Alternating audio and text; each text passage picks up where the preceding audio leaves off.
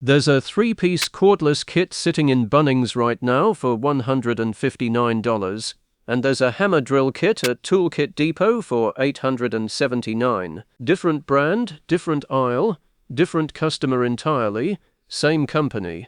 I went through the corporate brand listings and the Australian warranty pages, and I counted 8 tool brands in this country that are not what the badge says they are. We're counting down from 8 to 1. Number 2 is the one that changes what a $50 battery is actually worth. And number 1 is going to land differently if you grew up here. Let's start. Number 8. Ryobi. Ryobi is run by Tektronix Industries, a corporation based in Hong Kong. And the arrangement is stranger than most people assume. Tektronix doesn't own the name. It builds and sells Ryobi branded tools under license from a separate Japanese corporation. They don't own the badge, they own the operation behind it. To be fair to Ryobi, the range does what it promises. It's built for the person who uses a drill a few times a year, the batteries are cheap, and the green tools have kept a lot of Australian sheds running for a lot of years. Nobody is being told they bought badly, but here's what it means for your money. When you're told to skip Ryobi and buy the Serious brand, ask who the Serious brand belongs to before you accept that advice, because in this case, you're about to find out. Number 7. Milwaukee, same parent. Tektronix bought Milwaukee in 2005 from Atlas Copco for $626.6 million. So the brand the tradie swears by, and the brand the tradie makes jokes about, share a head office. And I want to be careful here, because this is the part people get wrong. The distance between them is real. Milwaukee tools are built for someone using them twice an hour, not twice a year, and that difference shows up in the motors and in the warranty. The distance just isn't a distance between companies, it's positioning. One brand for the weekend, one for the work site, both paying into the same building in Hong Kong. What that means for your money is simple. If you're upgrading from Ryobi to Milwaukee because you think you're leaving one company for a better one, you're not. You're moving up a price ladder inside the same corporation. That might still be the right call, just make it knowing what it is. Number 6. HART. This one most Australians have never heard of, and that's exactly why it's useful. HART is also Tektronix. It's built for Walmart in the United States. Nothing to be fair about here, because there's nothing to defend. It's a house brand for a retailer. But it tells you the shape of the thing. The same company is running a budget brand for a discount chain, a mid-brand in your local Bunnings, and a premium brand in trade stores. 3 price points, 3 reputations, 1 factory floor. Once you see that pattern, you'll start seeing it everywhere in the aisle. Number 5. AEG. Also Tektronix. And this is where it gets specific to us, because in Australia, AEG is sold exclusively through Bunnings and Toolkit Depot. Milwaukee is sold through trade stores. Read that again. The same company operates on both sides of the counter. One brand for the person walking into Bunnings on a Saturday, a completely different brand for the person walking into a trade store on a Tuesday morning. Different packaging, different price bracket, different reputation, same parent. And to be fair, this isn't a conspiracy. It's textbook market segmentation, it's standard practice in almost every consumer category, and it's stated openly on Tektronix's own brand page. Nobody is hiding it. But almost nobody standing in the aisle knows it. So when someone tells you to skip the Bunnings brand and buy the trade brand, they may be telling you to buy from the same company, twice, at 2 different prices. That's the part worth carrying with you. Number 4. RIDGID. Tektronix licenses the RIDGID name from Emerson Electric and sells those cordless tools through Home Depot in the United States. In Australia and across Europe, that same tooling comes out wearing an AEG badge.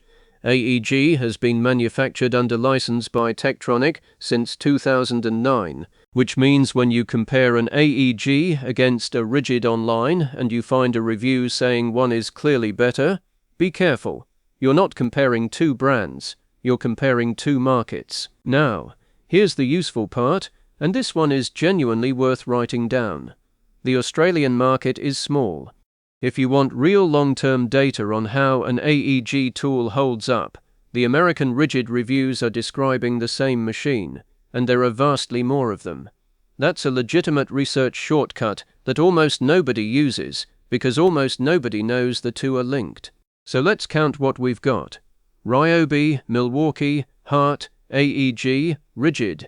5 brands, 1 parent company, and they also own Kango, and outside of tools entirely, they own Hoover, Dirt Devil, Vax and Urich. A large chunk of the vacuum aisle belongs to the same people as a large chunk of the tool aisle. If you didn't know that, you're going to want the rest of this list. This is Tool Watch Australia. Australian pricing, Australian warranties, Australian stock. Subscribe and you'll get the rest of them. Number 3. DeWalt. Different empire.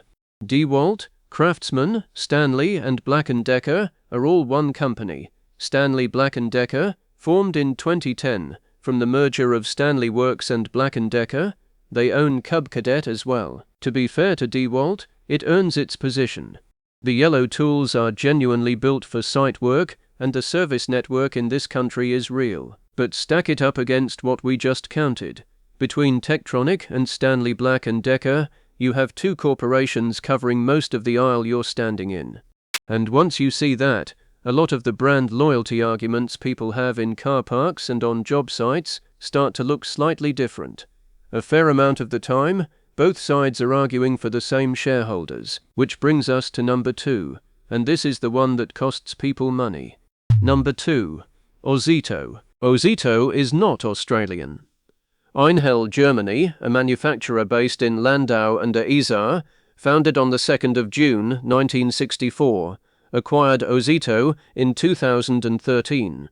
It's still sold exclusively through Bunnings. The name still sounds local. It's been German for over a decade. That on its own is just trivia. What it does to your money is not. The Ozito Power Exchange platform is Einhell's Power Exchange platform.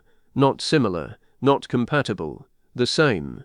The batteries, the chargers and the tools are electrically and mechanically identical, and they're freely interchangeable between the 2 brands. That platform covers more than 300 tools, and credit where it's due, the warranty is better than you'd expect from a house brand. Ozito's own page states, and I'm quoting directly, "Warranty registration is not required to receive 5-year replacement warranty on Power Exchange products. 5 years, replacement, not repair. No form to fill in." But there's a clause on that same page. Ozito's warranty only applies to products used with Ozito branded batteries and chargers. Using another brand voids it. Sit with that for a second. The Einhell battery is mechanically identical. It will fit, it will click in, it will run the tool perfectly. And the moment you do that, you have given up 5 years of replacement cover. So what does that mean for your money? Physical compatibility and warranty compatibility are 2 completely different things. A battery can be a perfect mechanical match and still void your cover, because a warranty is a contract, not a socket. If you're inside the 5 years, stay on the branded packs.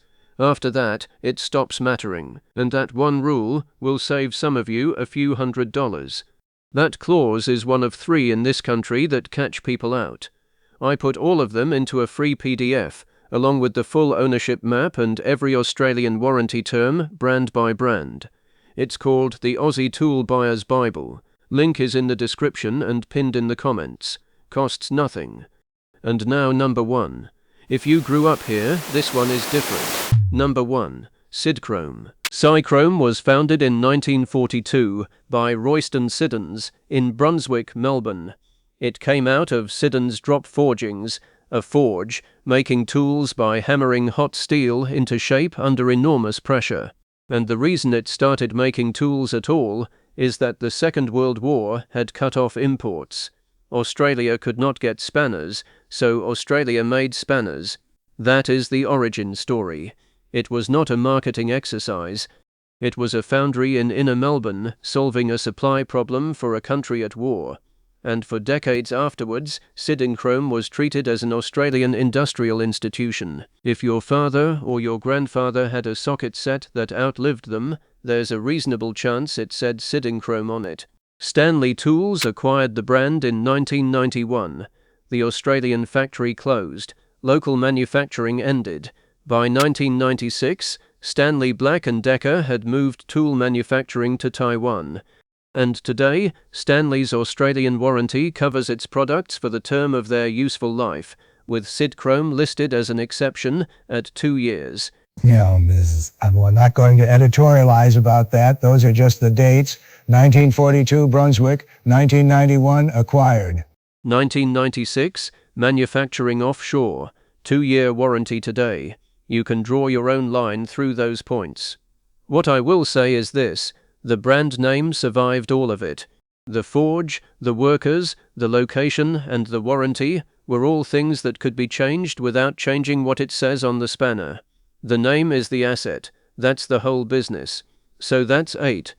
But there are 2 brands on that shelf that don't belong to anyone else, and they're worth knowing about, because the catch with them is a different kind.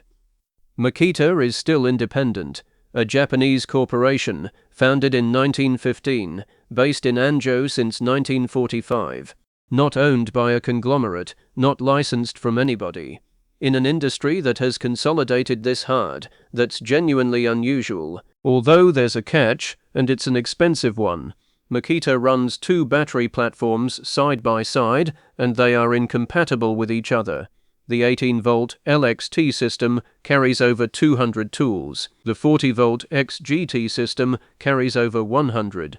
So choosing Makita isn't choosing a brand, it's choosing one of 2 roads that don't talk to each other.